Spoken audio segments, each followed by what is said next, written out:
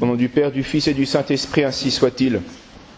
Notre Seigneur aujourd'hui donc nous parle dans une parabole de ce champ qui symbolise la vie ici-bas, où il y a de la bonne semence et de l'ivraie, de la mauvaise graine.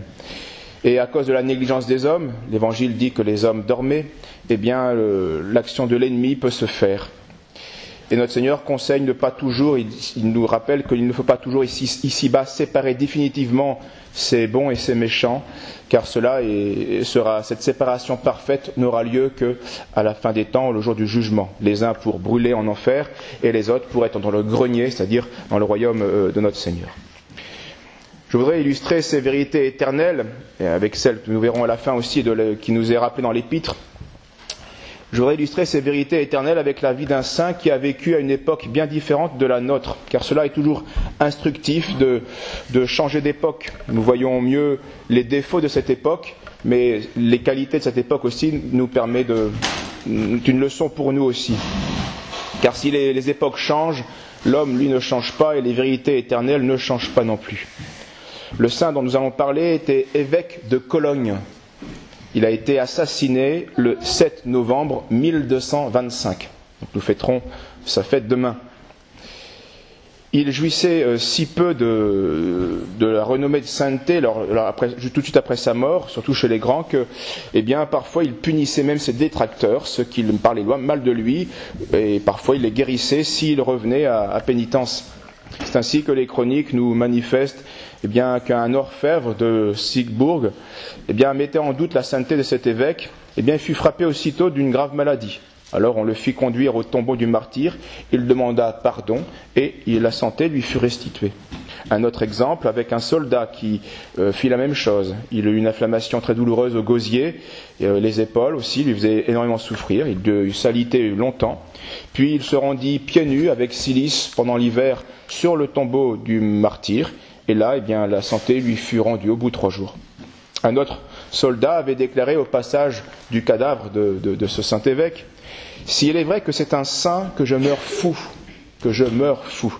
Et sa prière va se réaliser dès le lendemain. Il va tomber dans une folie et il mourra fou. » Le peuple, lui, obtenait des miracles au tombeau de ce saint, sur le lieu même du crime, ou devant son corps.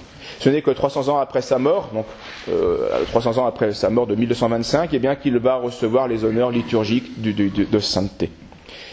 Mais il est vrai que notre archevêque, assassiné, était une curieuse figure de l'époque féodale. Il était intelligent, vivant d'une foi sincère, il était sincère dans sa foi, énergique, bon politique, mais il était aussi ambitieux, désobéissant, parfois sans scrupule aux ordres du pape ou de l'empereur, et bien sûr, comme tout évêque féodal, il était capable de conduire une armée. C'était un chef aussi d'armes.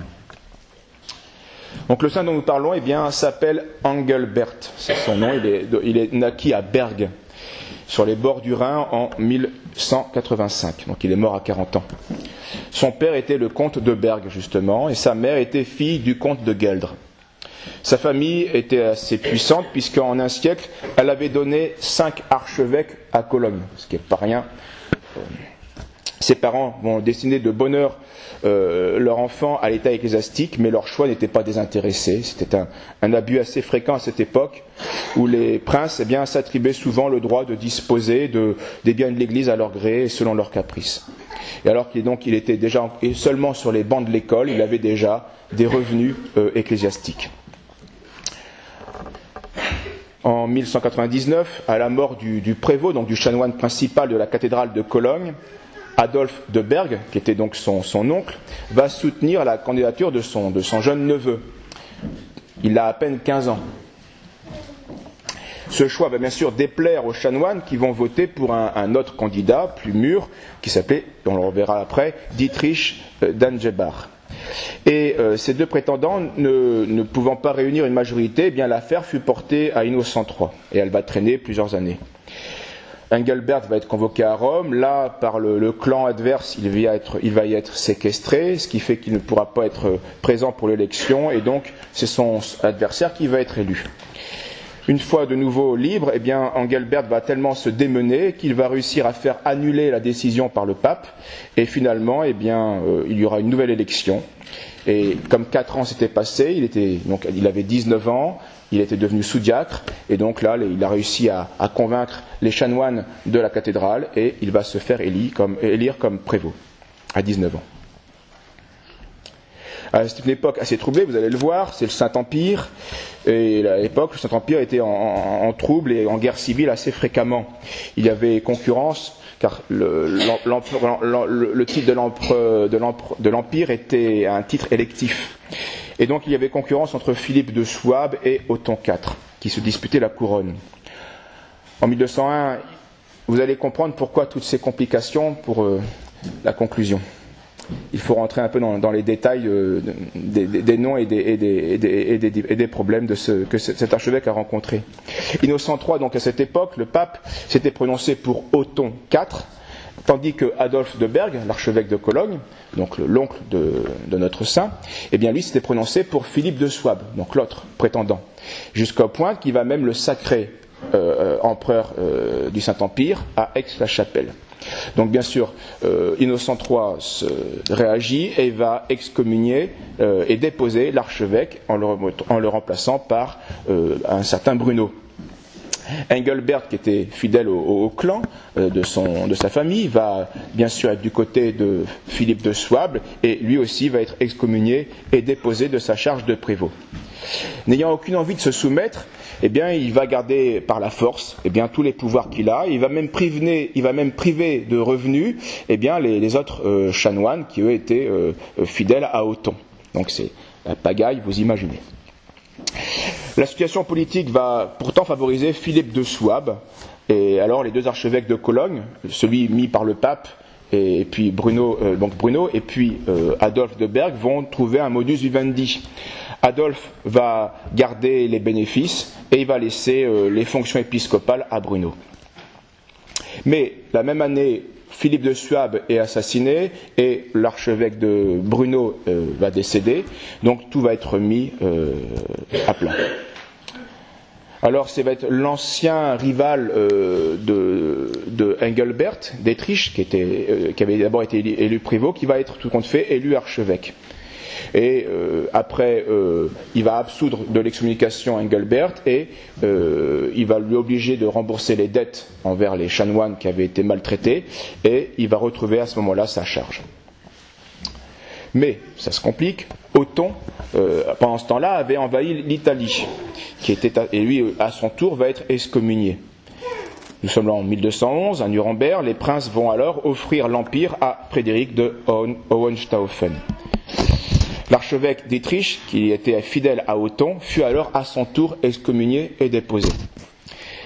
Alors Adolphe de Berg, là, va espérer saisir l'occasion pour prendre la place, retrouver sa place qu'il avait perdue.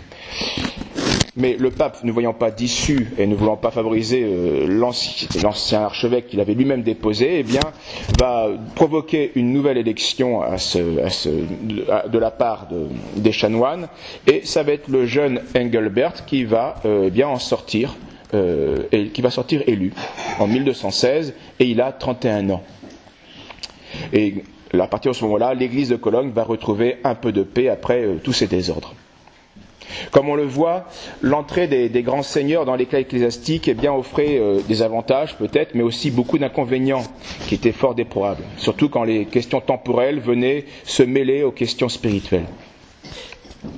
Et l'intrigant fils du comte de Berg, notre saint, au moins jusqu'au moment de son élévation à l'épiscopat, ne fit pas exception à ces défauts assez graves de l'époque. Et il ne semblait pas mériter un jour l'auréole du saint.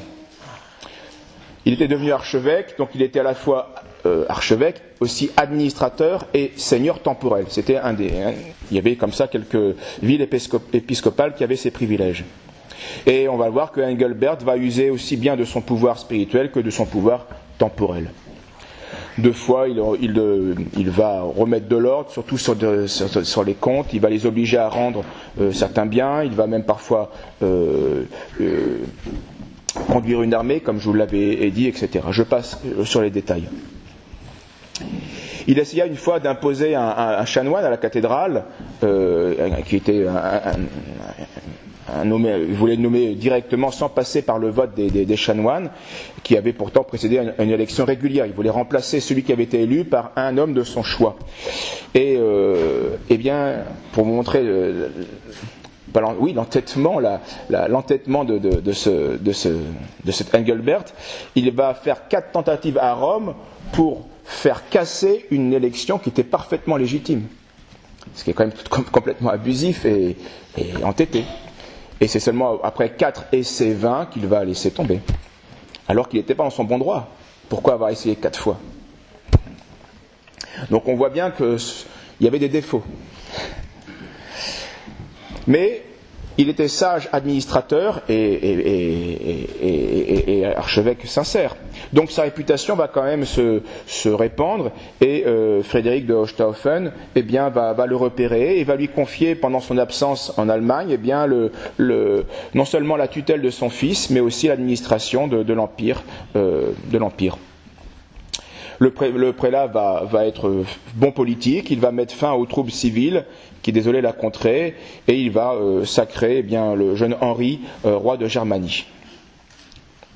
Même au sein des plus grands honneurs et d'une certaine richesse, l'archevêque a eu toujours une prédilection pour les pauvres. C'était connu et c'était su de la foule. Souvent, au milieu d'une assemblée, il appelait un indigent qu'il avait repéré et il lui demandait, il le faisait venir et lui demandait s'il désirait quelque chose de lui. Un jour, il aida une veuve qui était sans avocat. Un autre jour, il retarde son voyage pour écouter les plaintes d'un négociant qui lui demandait justice d'un vol dont il était victime. L'archevêque s'était arrêté sur l'escalier même du palais épiscopal et lui a fait raconter toute la scène pour vraiment juger la chose. Puis, il prend un billet et lui dit « Eh bien, va et montre ce billet au ravisseur. S'il refuse de restituer ton bien, reviens ici et moi-même, je te rendrai la somme. » Mais le marchand se retira satisfait car il savait bien que la crainte que le nom de l'archevêque de Cologne pouvait inspirer aux malfaiteurs, car il était administrateur juste. Il a peut-être été ambitieux par le passé, mais une fois chef, il a vraiment assuré le bien commun et la justice. Même si il avait ses défauts, nous l'avons vu avec cette tentative d'imposer un homme de son choix, malgré les règles. Une autre fois, il fit clémence à une autre veuve qui le supplia au nom de notre Seigneur Jésus-Christ de lui rendre son bien. Et le prélat lui dit, alors c'est là où c'est toujours intéressant de voir cette harmonie qu'il doit y avoir entre la justice et la charité. Ce prélat va lui dire, le bien que vous réclamez vous a été enlevé par les juges en toute justice. Et depuis, il a été donné à mon Église. Mais j'ai pitié de votre misère, et pour l'amour de Dieu que vous avez invoqué, je vous l'abandonne. Donc voilà, là on voit que les solutions ici-bas ne pourraient être que de cet ordre. La justice ne peut pas tout régler. Il faut la justice, mais la justice ne réglera jamais tout. Il y a un moment donné, la charité doit être aussi de la partie. Mais arrivons au principal, au moment le plus important de sa vie, qui sera bien son martyre. Le saint archevêque avait un cousin qui était nommé Frédéric. Il était le comte d'Isenberg. Et il avait quitté l'état ecclésiastique pour prendre l'épée et avait fini par se faire nommer avoué d'une abbaye de femmes de l'ordre de Saint-Benoît, qui était dans le diocèse de Cologne. Et l'avoué avait comme charge, avait comme rôle de défendre le monastère devant les tribunaux, devant les problèmes temporels et civils, et donc le pouvoir au matériel de cette abbaye. En réalité, Frédéric avait profité de sa position pour arrondir sa fortune aux dépens de l'abbaye des bénédictines. L'avoué était un peu ce qu'on va être en France, ce qu'on appelait les abbés commandataires, qui va être d'ailleurs source de décadence des ordres monastiques. Intrusion du laïc dans les charges spirituelles. Alors les moniales, bien sûr, les religieuses s'étaient plaintes plusieurs fois à l'ancien archevêque d'Étriche, mais elles n'osaient pas se plaindre à Engelbert, sachant qu'il était le cousin de Frédéric. Et là, c'est peine perdue, ça ne sert à rien. Donc elles en ont appelé au pape et à l'empereur. Et après plusieurs lettres du pape Honorius III et de l'empereur Frédéric, eh bien Engelbert va se décider à agir et à faire justice. Donc, après avoir averti l'avoué déloyal, son cousin Frédéric, de modifier sa conduite, il va le menacer de sanctions. Et devant son endurcissement, eh bien, il va se décider à le priver de sa charge. Cette grave décision, Engelbert l'avait bien sûr pesée. Il savait que les féodaux, les princes, eh bien, contre lesquels il sévissait dans leur injustice, eh bien, allaient former contre lui un parti violent et sans scrupules. Mais il était le chef, c'était à lui de rendre justice. Après donc la Toussaint de 1225, l'archevêque va se rendre dans une ville et pour y rencontrer son cousin directement, qui était accompagné, ce cousin, de ses deux frères qui étaient évêques. Et il va offrir de nouveau en vain à son cousin une honorable pension en le suppliant de mettre fin à ses injustices. Mais celui-ci ne voulait rien entendre. Alors l'archevêque lui fit connaître l'ordre qu'il avait reçu de Rome même de mettre fin à cette situation. À cette nouvelle, Frédéric va entrer dans une grande colère et il va voir dans son cousin, Engelbert, un obstacle assez rapide et il va se jurer de le perdre. Plusieurs fois, on avait averti Engelbert d'une certaine conspiration qui était en cours, mais il ne voulait pas y agiter foi. Surtout qu'il sera trompé par ces deux évêques dont j'ai parlé, qui étaient le frère de Frédéric et qui avaient été achetés dans la conspiration. Engelbert donc ne voulut prendre aucune mesure de précaution, mais sauf une, avant de partir et de quitter Frédéric, eh bien il fera une confession générale à un quatrième évêque qui était présent. Puis il part en voyage pour consacrer une église dans son diocèse. Et nous sommes donc le vendredi 7 novembre 1225, vers midi. Frédéric d'Isenberg va rejoindre Engelbert et qu'il l'invite à faire route avec lui. Mais il refuse. Puis un peu plus tard, il va réapparaître, puis de nouveau disparaître. Et puis la troisième fois, on remarque qu'il a changé de cheval. C'était un palefroid, un cheval de parade, qui est maintenant, il monte un destrier, un cheval donc de bataille, donc plus costaud, pour la guerre.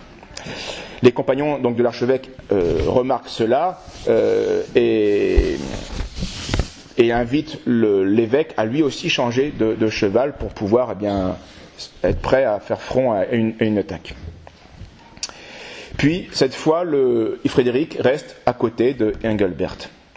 Quand on arrive au soir, au crépuscule, on est dans un chemin creux, et là, les soldats de Frédéric vont se placer de manière à bloquer l'avancée et à cerner l'archevêque, qui n'est qu'avec quelques fidèles, puisque tous les autres sont partis en avance, préparer le bivouac, le logement du soir. Et tout d'un coup, l'un des serviteurs remarque que les soldats de Frédéric tirent l'épée. Et là, l'un, il s'écrie « Seigneur, montez votre destrier, car la mort est ici. » Les soldats, c'est ce qu'il va essayer de faire. Les soldats, voyant que le prélat suit ce conseil, se précipitent sur lui, et l'un d'eux va frapper de glaive à la cuisse, et le frapper donc grièvement à la cuisse. Et Engelbert est mal défendu, nous l'avons vu. Il s'échappe quand même à cheval, en tout cas tente de traverser les rangs des agresseurs, mais le chemin est trop encaissé et cela lui est impossible. On lui fait tomber de son cheval, il réussit à fuir encore et à pénétrer dans la forêt, mais là, le cri fatal est lancé par Frédéric. « Tuez-moi ce brigand, tuez-le, il chasse les nobles de leur héritage et ne pardonne à personne. » Et un premier coup va l'atteindre à la tête, puis un autre va lui trancher une main, et une autre épée, enfin, va le transpercer. Et là, ensuite, tous les serviteurs de Frédéric vont s'acharner sur la victime, puisqu'on dénombrera jusqu'à 47 coups d'épée. Puis, ils le dépouillèrent et le laissèrent mort. Voilà l'histoire, et maintenant tirons-en deux leçons. Une remarque très rapide. Cette histoire est en pleine chrétienté. Ces différences sont entre catholiques. Nous sommes entre chrétiens, c'est pas un Chinois ou un Turc qui transperce l'archevêque. Il y a eu des martyrs comme ça, bien sûr, beaucoup et souvent. Le plus souvent, c'est cette histoire, mais ce n'est pas cette histoire ici. Ici, ce sont des catholiques, martyrs par un catholique. C'est étonnant, mais c'est à retenir. Et nous sommes au XIIIe siècle, ou pas une époque d'apostasie, où les gens ont malgré tout la foi. Ce Frédéric a la foi.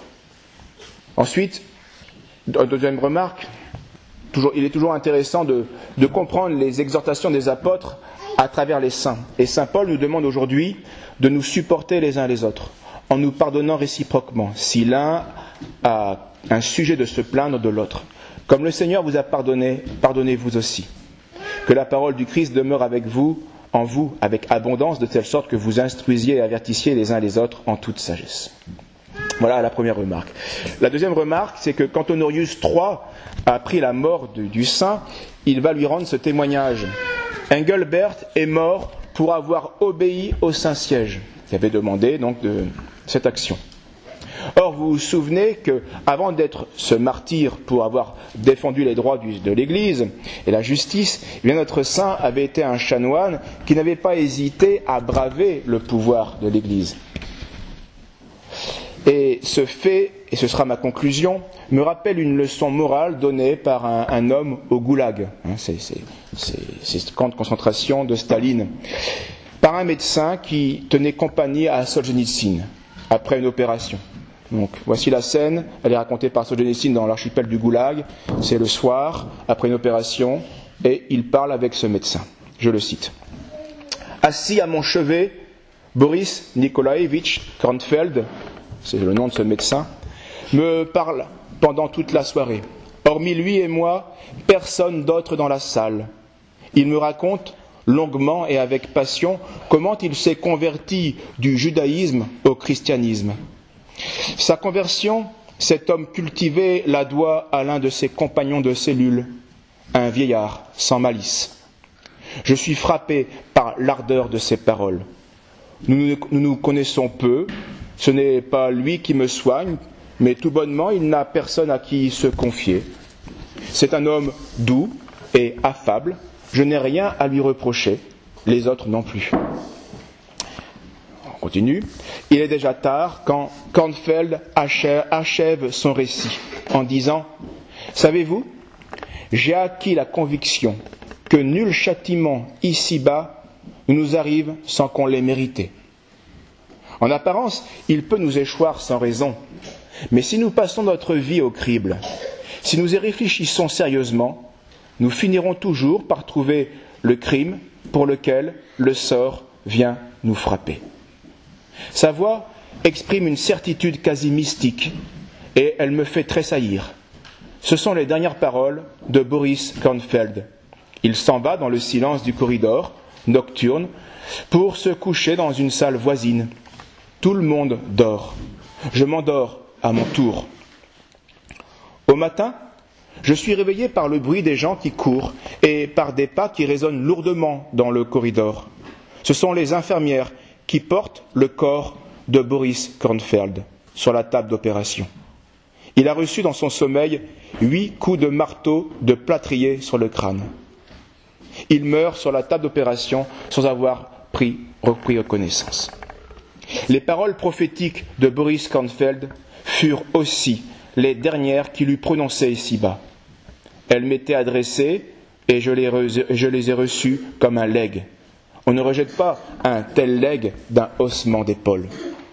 Et à cette époque, j'arrivais, dit Solzhenitsyn, moi aussi, à une conclusion analogue. Alors finissons avec saint Paul.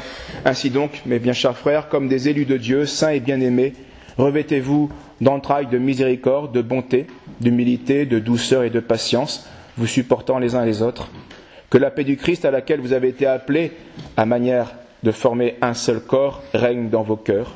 Soyez reconnaissants, et quoi que ce soit que vous fassiez en parole ou en œuvre, faites tout au nom du Seigneur Jésus-Christ, en rendant par lui des actions de grâce à Dieu le Père. Au nom du Père, du Fils et du Saint-Esprit, ainsi soit-il.